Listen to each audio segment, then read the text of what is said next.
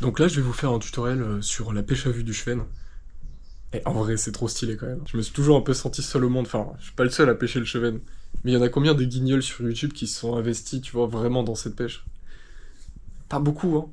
Donc ça fait tellement plaisir aujourd'hui de vous voir dans les commentaires, des fois me poser des questions sur les montages et tout.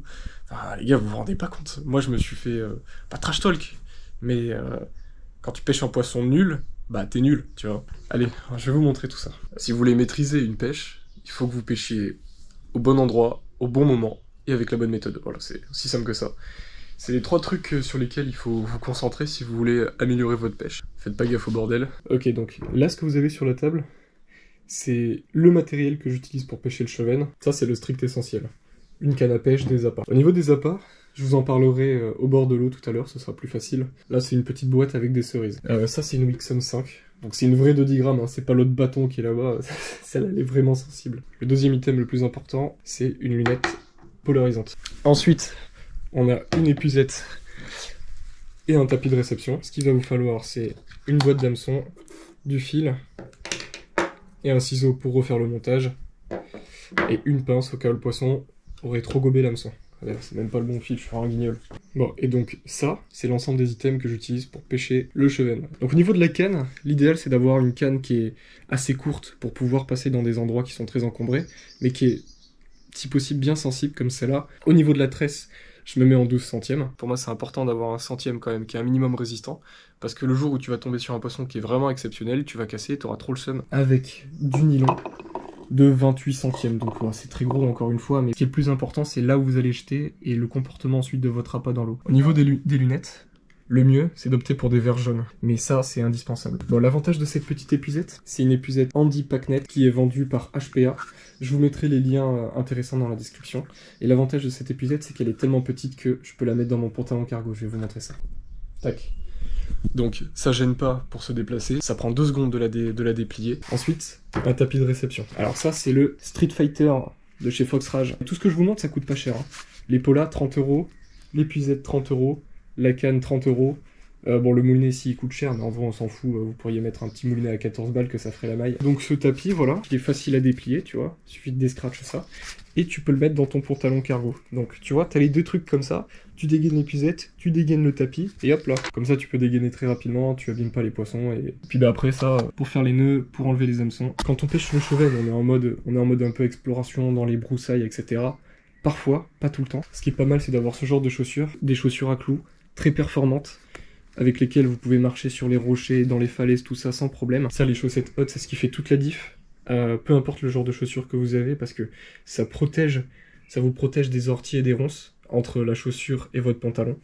Donc ça, c'est le seul truc que je vous recommande. Donc au niveau du montage, on est sur quelque chose de très simple. On a une tresse de 12 centièmes, le nylon, et ensuite l'hameçon taille 4. Ici, je fais un raccord Albright. Et là, je fais un nœud cuillère, tout ce qui est de plus simple. Le plus important, c'est pas tant la taille de l'hameçon, tu vois. C'est important d'avoir des gros hameçons, parce que c'est des poissons qui ont des grosses bouches. Ce qui compte, c'est la finesse de l'hameçon. Parce que plus il est fin, moins il va rajouter de poids à ta cerise, et ensuite, bah, c'est plus facile de le retirer. Parce qu'un hameçon qui est trop épais, forcément, l'ardillon, bah, il est plus épais aussi. Mais je ne vous recommande vraiment pas de pêcher sans ardillon, c'est juste une perte de temps. Vous allez louper des poissons pour rien. Pour la pêche à vue, comme vous ferrez le poisson, il sera quasiment jamais mal piqué. Sans ardillon, c'est juste une perte de temps. Au niveau du bas de ligne, je mets un bas de ligne très court. Ce nœud là, en fait, si vous mettez votre bas de ligne ici, le problème c'est que le nœud va taper dans l'anneau. Ça m'a fait perdre plus de poissons de louper mon lancer que d'avoir un bas de ligne qui est trop court. Parce que c'est rare qu'un poisson avec un bas de ligne court voit ça. Par contre, ça arrive fréquemment de faire son lancer, d'avoir le nœud qui tape ici, et bah, la cerise qui part pas au bon endroit. Et bah c'est parti, on va s'y mettre, on se retrouve au bord de l'eau les gars. Tac. Oh là là, le courant de taré qu'il y a. Après l'eau est transparente, mais maintenant il va falloir les localiser. Donc comme je vous disais ce matin, il y a 3 choses qui sont importantes: pêcher au bon endroit, au bon moment et avec la bonne méthode. Je vais essayer de vous donner des conseils pour localiser les poissons, parce que au final, quand on pêche le Schwen, c'est ce qui est le plus dur réellement. Morphologiquement, vous avez vu, c'est un poisson qui est assez moyen dans tout, c'est-à-dire qu'il n'est pas très gros. En fait, c'est un poisson très opportuniste qui va manger un petit peu tout ce qu'il est capable de trouver. Il peut vivre dans des lacs et se comporter comme une carpe. Il peut vivre dans des rivières à truites et se comporter comme une truite. Et en plus de ça, il a aussi un comportement de prédateur C'est-à-dire que s'il y a des bandes alevins ou quoi, il n'hésitera pas à les attaquer. C'est ce qui fait qu'on soit on aime ce poisson, soit on l'aime pas. Quelqu'un qui recherche le brochet va tomber sur des chevesnes, quelqu'un qui recherche la truite ou la carpe, on tombe sur des chevesnes peu importe ce qu'on pêche. Et donc c'est très facile de vite le détester. Mais c'est aussi comme ça que parfois on se met à l'aimer parce que c'est comme ça qu'on l'attrape pour les premières fois. Il n'y a pas beaucoup de gens qui recherchent spécifiquement le chevesne. Donc déjà c'est un poisson qui est assez malin. Forcément vu qu'il n'est pas fait pour manger d'une manière spécifique, et ben c'est un poisson qui va devoir beaucoup réfléchir pour trouver sa bouffe. Tu vois, je veux dire, la carpe, peu importe où tu la fous, elle va fouiller, tu vois. Ce que je veux dire par là, c'est que le chevesne, il peut très bien être à la surface, comme en train de chasser des vifs, ou alors être en train d'attendre que des fruits tombent, tu vois. Donc en fait, c'est un poisson qui va bien connaître son milieu, et qui va bien connaître du coup les endroits où il trouve de la nourriture. Et pour le localiser, l'idéal c'est de repérer ces endroits. En fait c'est un poisson qui aime bien et le calme et le courant, donc s'il y a du courant et du calme, il se trouve pas loin. Si en plus le calme il est provoqué par un obstacle, vous pouvez être quasiment sûr qu'au niveau de l'obstacle il y aura des chevesnes. C'est un poisson aussi qu'on va trouver sous les frondaisons. C'est principalement un poisson de berge, même si en pleine eau il y en a souvent aussi. Enfin, ce qui fait la complexité de ce poisson, c'est que je peux pas vous dire le chevesne se trouve là, ça va dépendre beaucoup de votre rivière et de comment vous le pêchez. Moi j'ai une méthode assez sûre et facile pour trouver le poisson. Je cherche ce que j'appelle des berges tapantes. C'est-à-dire que la berge tapante, c'est l'endroit où tout le courant vient taper dès qu'il y a une crue. Même de manière générale, c'est l'endroit où le courant vient taper. Et l'avantage de ça, c'est que du coup c'est là où il y a le plus d'eau et c'est aussi là qu'il y a le plus d'obstacles. Parce que quand il y a des crues, ça mange la berge et des obstacles tombent. Alors en gros, pour être un petit peu plus clair, vous prenez n'importe quel endroit où il y a du courant dans votre rivière, ensuite vous prenez un virage, et la partie extérieure du virage, c'est ce que j'appelle une berge tapante. Donc du coup, c'est les endroits où en fait vous allez être le plus en hauteur, où il va y avoir le plus d'obstacles, et pour le poisson où il va y avoir le plus de bouffe. Parce qu'il y a des frondaisons, donc ça apporte de la nourriture avec les insectes, il y a le courant qui arrive, donc ça veut dire qu'il y a de la bouffe avec les petits poissons, les avins et tout. Et en plus de ça, c'est là qu'il y a des obstacles, donc ça fait des caches. Donc cette berge là, puis ensuite la berge tout là-bas. Mais là où il faudrait pas le pêcher, ce serait par exemple à droite, là-bas, vous voyez là. Deuxième point très important, c'est qu'il faut toujours jouer avec le soleil. Donc si le soleil est là-bas, il faut pêcher toujours de ce côté de la berge. Et dès que le soleil sera de ce côté-là, quand il aura tourné, il faudra pêcher de ce côté-là.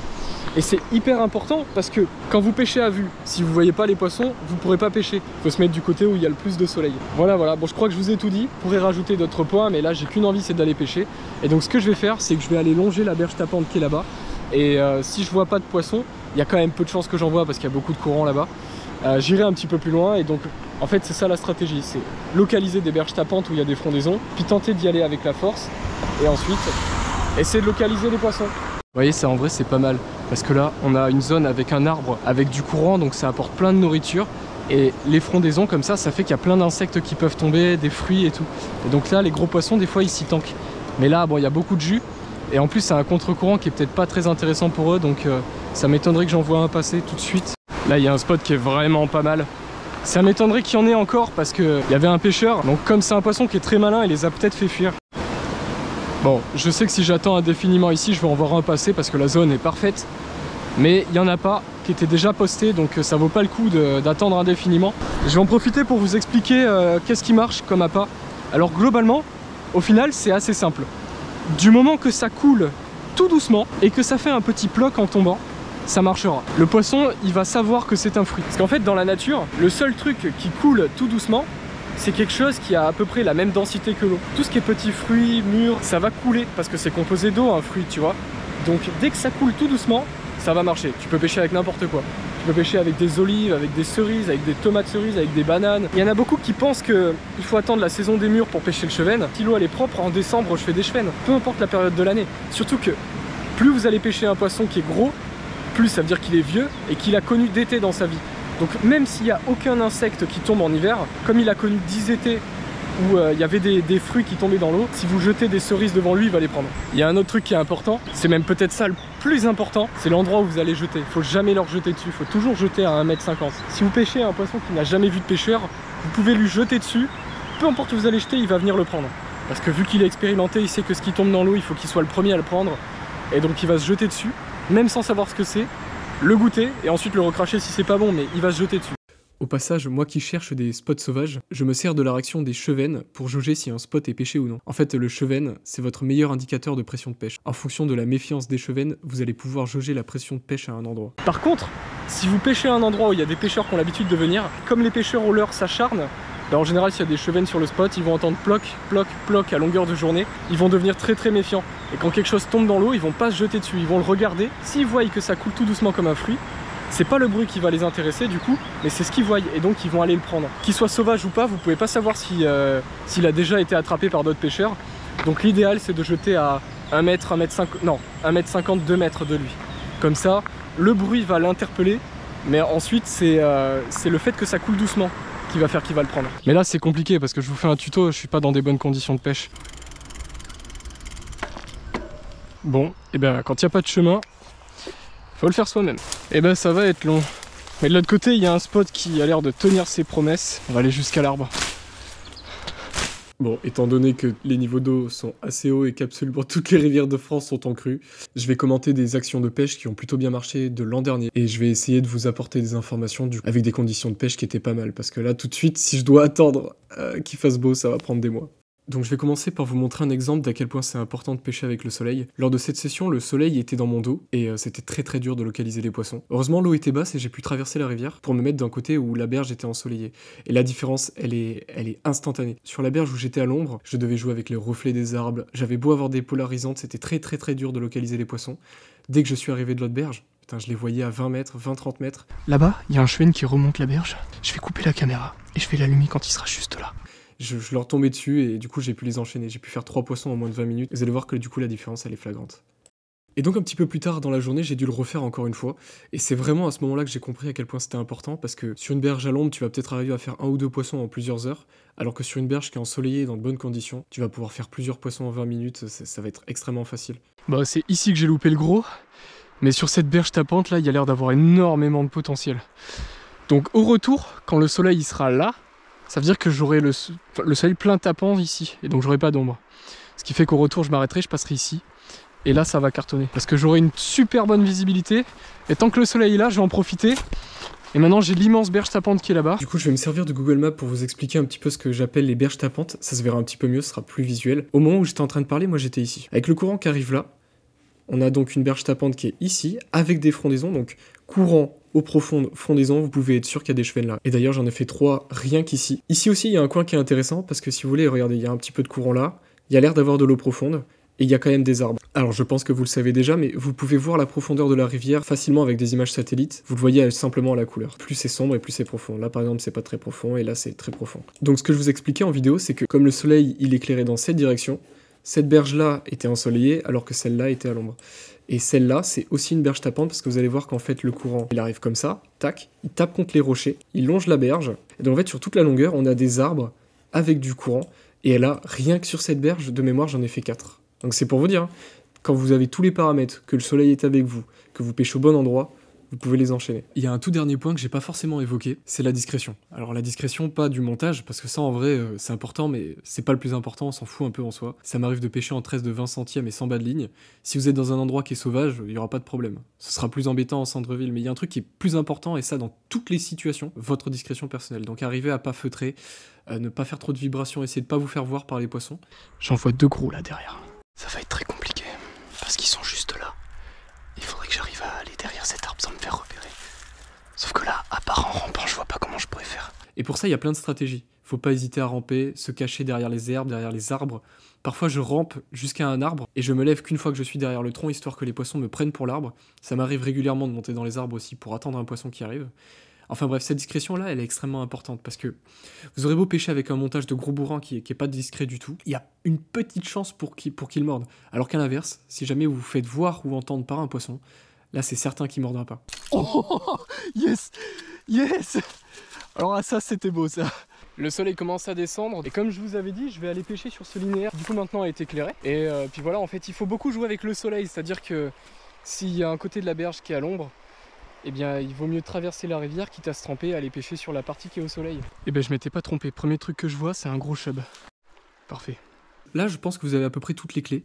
Au niveau du montage, donc du coup on se prend pas trop la tête. Un fil, un petit bas de ligne, un hameçon taille 4.